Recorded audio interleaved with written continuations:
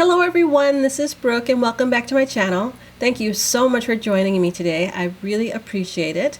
Today I have the luxury addict tag for you, and I was so lucky I was tagged by my wonderful friend the Lux Babe here on YouTube. I'll link her channel down below, but she's really beautiful and she has a wonderful channel that I've been watching for over 4 years now. So she tagged me to do the luxury addict tag, and at first I was thinking, but I'm not a luxury addict. Well, then I started answering the questions to myself and I found out that yes, I am. So we'll answer these questions. There's 8 of them and I'll tag a few people at the end, and if you have any questions, let me know. But anyway, the first question, and I'll be holding up my iPad, and the first question is, what was your first designer piece? My first designer piece is something I made my very first YouTube video about, and it was my Speedy 25 in monogram. This baby is about 25 years old. It is a very old vintage piece, but it's got a lot of life left in it. I have officially retired it in my collection, meaning I don't take it out and use it anymore. It sits on my nightstand as display, and it holds my bag charms. So at any given moment, I have all my extra bag charms just hanging from it, and it makes a really cute little display for them on my nightstand where I can see it every day. But this is my very first designer piece. Like I said, I was 19, I was in college, I barely had enough money, but I saw enough of these walking around in the neighborhood that I decided they were gorgeous. I just was mesmerized by this bag and I knew I had to have one. At the time, you know, I was extremely petite when I was younger. The 25 size was perfect for me. I just remember carrying it, sometimes feeling like it was a little too much, like too luxurious for me at the time. But then I grew into it over the years, obviously, and then I grew out of it. So it is, like I said, a showpiece now. It's got lots of dings and things wrong with it, but I'm still rocking it, still going strong, and it'll never leave my collection. Okay, the next question is, what do you consider your best investment? Well, hands down, I always think that jewelry is the best investment, and I've got, you know, some fine jewelry that, you know, will always be part of my collection, and that, of course, is the best investment that you can make, I believe. But I do have some costume jewelry that is very luxurious from Chanel, and I have a pair of earrings that look like this.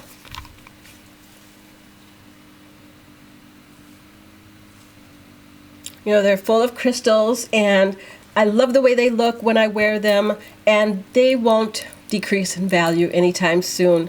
Unless I pop out the crystals, unless the crystals pop out or whatever, this is going to be a really good investment piece. And then I also have a crystal brooch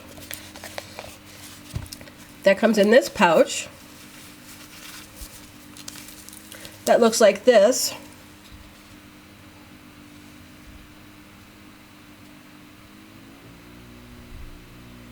And I think that the jewelry is so timeless and classic that I'll be able to wear this from now into the future and even be able to pass them down as heirlooms. So I really think that the jewelry is my best investment. And then the next question is, what is your criteria when looking to buy a piece? Well, when I look to buy a piece, I do some impulse shopping, not much, not for bigger things, but I definitely want to make sure that it's timeless and classic, but not too stuffy, not too rigid, not too stuffy, not too like it's been around for forever and hasn't grown with the times. I don't like things that are too stodgy, but I like things that are timeless and classic. I hope you can understand what I'm saying there. I like things that go with my wardrobe. And the main factor that something has to be able to do is go with pink, because you do know I wear that every day. So things like the monogram pieces, I think look really stunning with pink. They don't compete with my wardrobe or my style whatsoever.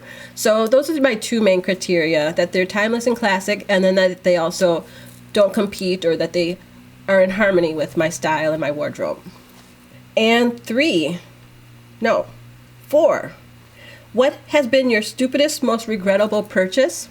Well, I really couldn't think of the stupidest or most regrettable, but I'm thinking of the thing that's getting like the least amount of use, and that is these Christian Louboutin shoes that I bought last year or the year before. I can't remember, but I rarely get an opportunity to wear them, and I'll show you what they look like. They are the apostrophe, here's the dust bags. They are the apostrophe slingback in black with the 100mm heel. This is what they look like. They're gorgeous, but you can see, like, I've worn them twice, and this is all the wear I've gotten, which is good, but I just really don't have places to go for a shoe like this. So I either need to think of more places to go and just go there, or I don't know. I'm never going to part with these. What am I saying? I'm never going to sell them or part with them. They're always going to be part of my collection because they were my first pair of Louboutins, but I just need to wear them more. So whenever I see these, I just kind of regret that they sit in the box on the shelf and don't get out much. So I have to change that. That's what I have to do. Okay, number 5. If you sold any of your luxury goods, have you ever had sellers regret? Yes, definitely. I've only sold 2 things so far. One was about 10 years ago, and one was last week. The one I sold 10 years ago was the Blois bag by Louis Vuitton. It's something that I added to my collection. I think it was my very second handbag, my second handbag that I've ever purchased through Louis Vuitton, and I wore it to death. And then I just kind of got tired of it, and I became a mom. It just grew out of my lifestyle, and I thought it was a good time to let someone else have it. And I sold it for next to nothing. And once I became a more serious collector in Louis Vuitton in the last maybe 5 years, I really regretted that I didn't have that piece back in my collection, because it shows my history and my taste over time and things like that. So recently I set out on a mission to reacquire the bag, but it's very hard to find because it's been retired for several years, and the ones I was finding had a lot of flaws. So it was very, very hard for me to find one in acceptable condition, but I did. And here's the bag. If you're ever wondering what the Blois bag looks like, looks like this. It's this thick. It's got the little pocket in front here. It's one zipper compartment over the top. Looks like that. It's got a nice pocket on the inside, and it's got a very long strap. It, I guess in its day, was sold as a crossbody bag. I never used it as a crossbody. I'm not much of a crossbody person, but I used to hold it where it would hang low around my hip area. So this is the bag, and I'm really glad that I found one and I got it back in my collection. It's another showpiece for me. It kind of just hangs there. I don't intend to use it. And for the price I got it for, it's okay for me to, I didn't spend a ton of money on it, but it was enough because it is Louis Vuitton and it's going to last a long time. And if ever someday I do part with everything in my collection, it will be worth something. But right now it's a collector's item for me, and it shows me a lot of, you know, my history and where I've been and kind of what my taste was, and it reminds me of the days when I used to work and wear this all the time. So the Blois bag by Louis Vuitton, biggest seller's regret. For that reason, it took me 10 years to sell another bag, and I recently sold my delightful MM in Damier Ebene, and I have no regret about that one at all, because A, the bag is still available. If I wanted it back, I could go get it, and it just didn't work for me. So that's a case where I was able to replace the bag with something else that really does work for me, and I don't have any remorse or regret about that whatsoever. Okay, question number 6. What is a piece that you think everyone needs or should have? Okay, so a piece that I think everyone needs or should have. One, you need to have a good designer perfume. Now, I know you can get perfumes that are inexpensive or niche or things like that, but there's something about a good, long-lasting eau de parfum of a designer that just kind of makes you feel much more luxurious, and also the quality is there as well. So the 2 I grabbed for my collection are Chanel No. 5, which is a timeless classic that's highly recognizable, very much adored and collected perfume throughout a long time. So this is one And another one that's a little more recent is I have Tom Ford Velvet Orchid, which is an amazing scent. It's very unique and it's extremely long lasting. Please, please only put on 1 or 2 sprays of this. Don't be like me some days and I think I need 4 and I overpower the room. But it is a little bit goes a long way and it lasts forever. So you need a good designer perfume, something that you can just only you know you have, and it's just something that makes you feel like you've taken it to the next level. Another thing I think everyone should have is a good handbag. I know a lot of my friends here on YouTube are saying that you should have like the key pouch or another small leather good like the 6 key ring keychain. But I think go save up and go for a bag, because what are we getting our luxury items for? I hate to say it, but we are getting it for a little bit of the show factor. Not showing off, but the show factor. We want to show the world an appreciation for the finer things. So you can't do that if you have an SLG that's tucked inside of another bag that's not designer. I say go ahead and get yourself a bag, preferably the Neverfull. I should sell these, really.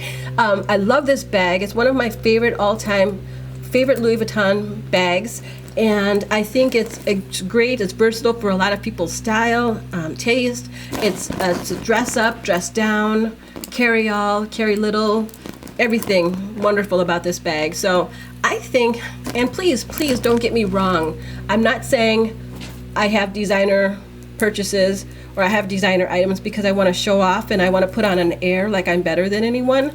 That's not what I'm saying. I'm saying that I'm showing people that I appreciate Louis Vuitton immensely.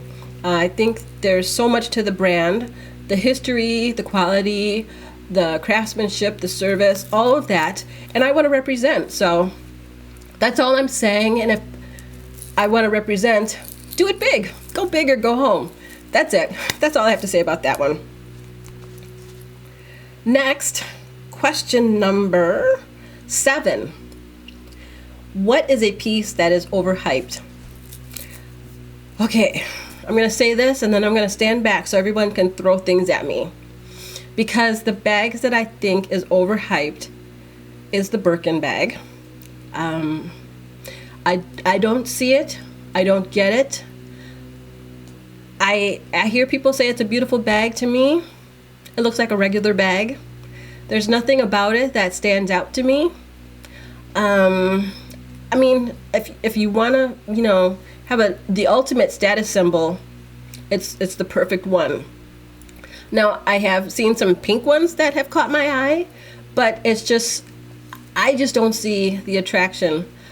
And that's all I'm going to say, because I don't want everyone on YouTube to hate me. But that's just my opinion. Those are really overhyped. Okay, that's it. I'm not saying any more. All right, number 8. What is next on your wish list? Well, technically, I should not be able to even utter the word wish list because I bought 3 bags in 1 week.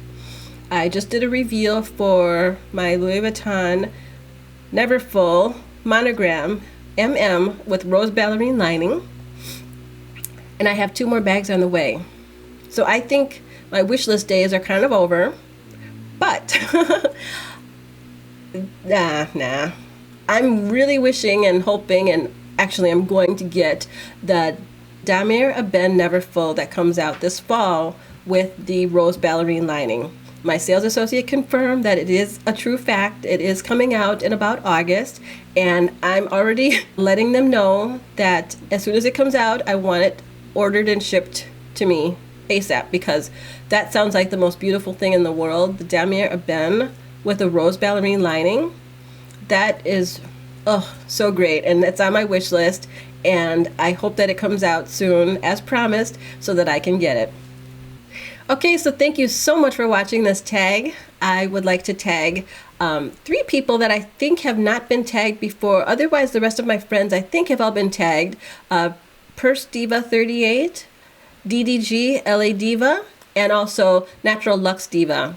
And I also tag anyone else who has not done this video. Please do it and let me know that you're doing it so that I can check it out. Thank you so much for watching this. Please go ahead and like this video if you liked it, and also feel free to subscribe to see more of my videos about beauty, fashion, and luxury. And until next time, thank you so much for watching. Bye bye.